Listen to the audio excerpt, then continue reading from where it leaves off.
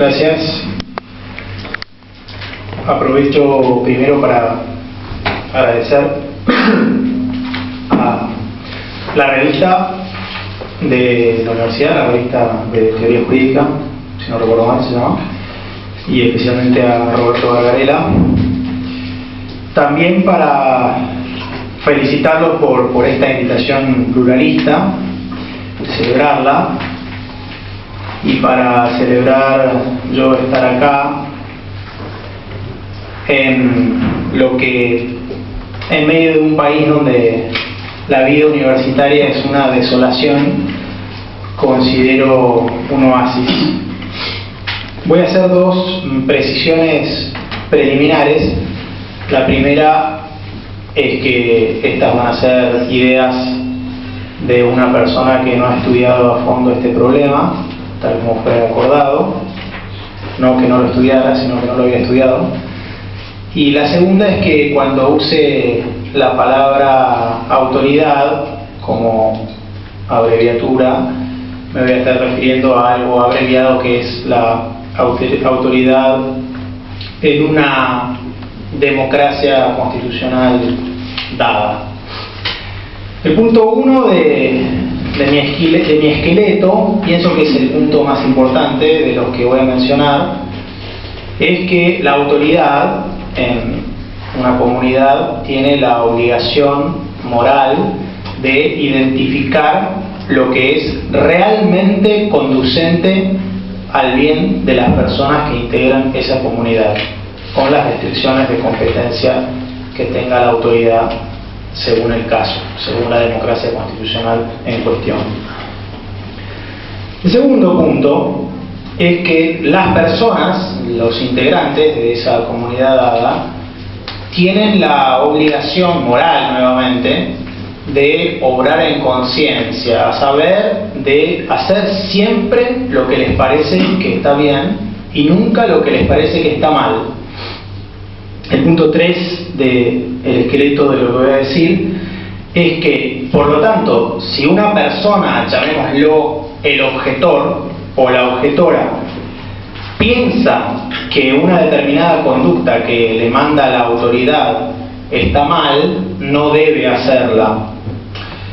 Es decir, está moralmente obligado a desobedecer la orden que él juzga contraria a sus convicciones morales. Pero, y acá viene lo que considero una distinción crucial, en general esa persona debe ir presa. Es decir, el principio general es que la autoridad debe ejecutar esa orden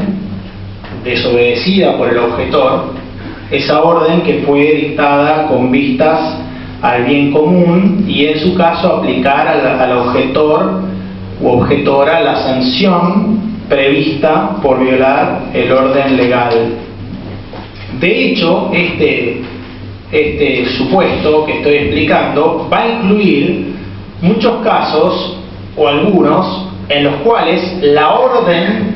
desobedecida es realmente inmoral. Es decir, la autoridad no cumplió con el punto 1 de mi esqueleto porque no identificó adecuadamente lo que era bueno para los miembros de la comunidad, sino que lo identificó incorrectamente, tal vez intencionalmente o tal vez no, según el caso.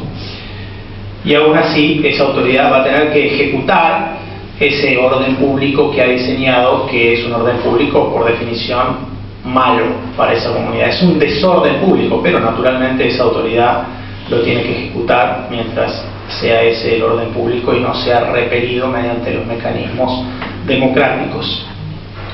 Aunque puede haber una excepción a este principio,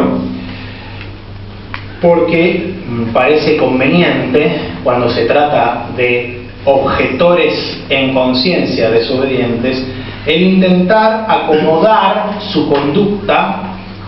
para evitar, si se puede, y en muchos casos, como veremos, no se podrá y no se deberá,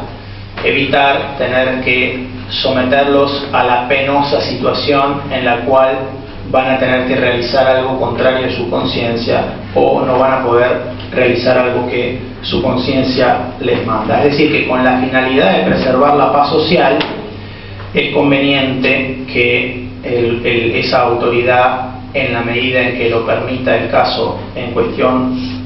permita la objeción de conciencia, como por analogía también es conveniente, con la misma finalidad de preservar la paz social, que en una sociedad altamente multiculturalista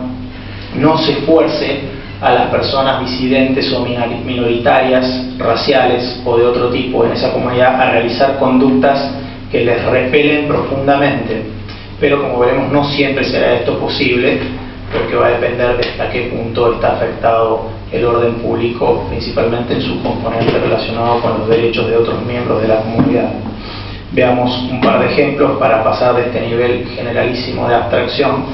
a algo un poco más concreto, sin llegar a demasiada concreción a la cual no me siento en condiciones de llegar.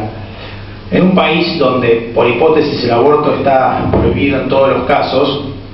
un médico, diría yo, que en conciencia y de acuerdo con su paciente realiza un aborto, debe recibir la sanción que establece el ordenamiento jurídico para ese aborto, por más que haya sido hecho invocando una objeción de conciencia. Es decir, la autoridad debe meterlo preso, sacarle la licencia, lo que diga